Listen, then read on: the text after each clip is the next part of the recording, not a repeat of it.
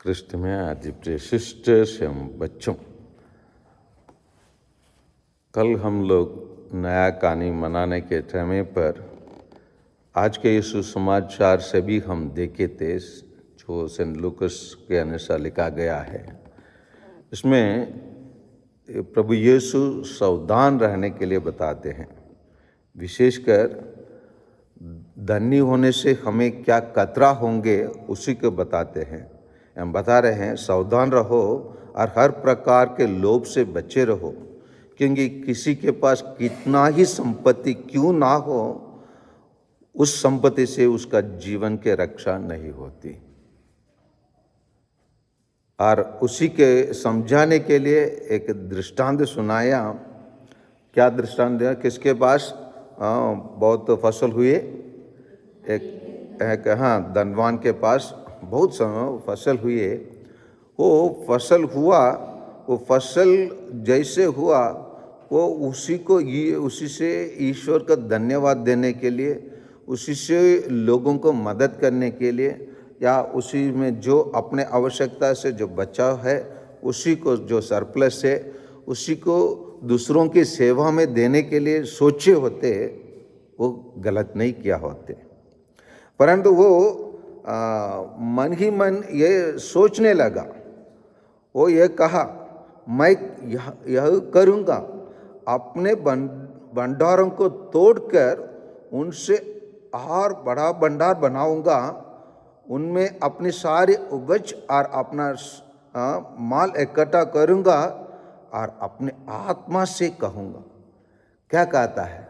आत्मा से ये नहीं कहता है मैं ईश्वर की स्तुति करूँगा, ईश्वर को आराधना करूँगा, वैसे नहीं। वो कहता है भाई तुम्हारे पास वर्षों के लिए बहुत सा माल इकट्ठा है, इसलिए विश्राम करो, खाओ पीवो और मौज उड़ाओ। इसको कहते हैं इंडियन फिलॉसफी के अनुसार चरवाहा तर्कशास्त्र, या अंग्रेजी लोगों के अनुसार कहा जाता है एपिक्यूरियन थ्योरी। इसका इंग्लिश में कहते हैं ईट मेरी टुमारो इज नॉट आवर्स। खाओ पीवो, कल हमारा नहीं है, कौन देखा है कल, इसीलिए ऐश करो। सो वही चीज़ को अपनाना चाहता है।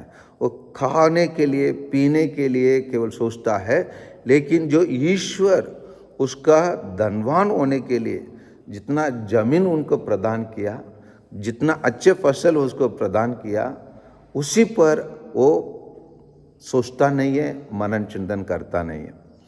इसको ही कहते हैं हम लोग where do we place our priorities. कहाँ हम अपने प्राथमिकता देखते हैं, किस चीज़ में हम प्राथमिकता देते हैं? क्या हम ईश्वर के खोज में, जैसे हम लोग सेंट मत्ती के सुसमाचार में पढ़िए, सेंट मत्ती के सुसमाचार अध्याय 6:35 में उसी वचन को हम बार बार देखते हैं, क्योंकि हम ईसाई होने के कारण यही चीज़ हम लोग प्रतिदिन करते रहना है। तुम सब सबसे पहले ईश्वर के राज्य और उसके धार्मिकता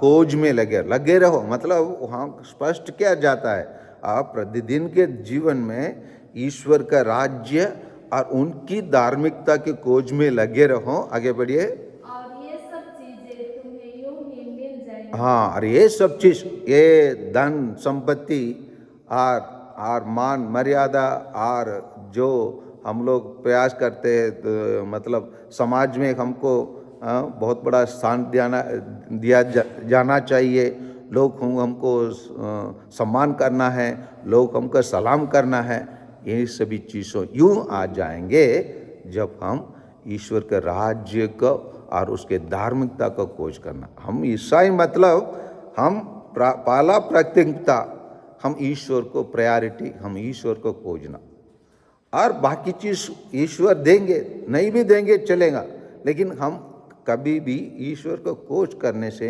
हमें पीछे नहीं हटना चाहिए। इसलिए सावधान रहने के लिए बताता है। नहीं तो हम लोग क्या है, हर प्रकार के लोभ से बच नहीं सकते। लोग हमको क्या कर देंगे, गलत रास्ते में ले चलेंगे और ईश्वर को बुला देंगे। इसीलिए हमको सावधान रहना है। और आइए हम उन धनियों के समान नहीं है, परंतु ईश्वर के खोजने वालों को जैसे हम बनने के लिए हम प्रयास करें। आमीन।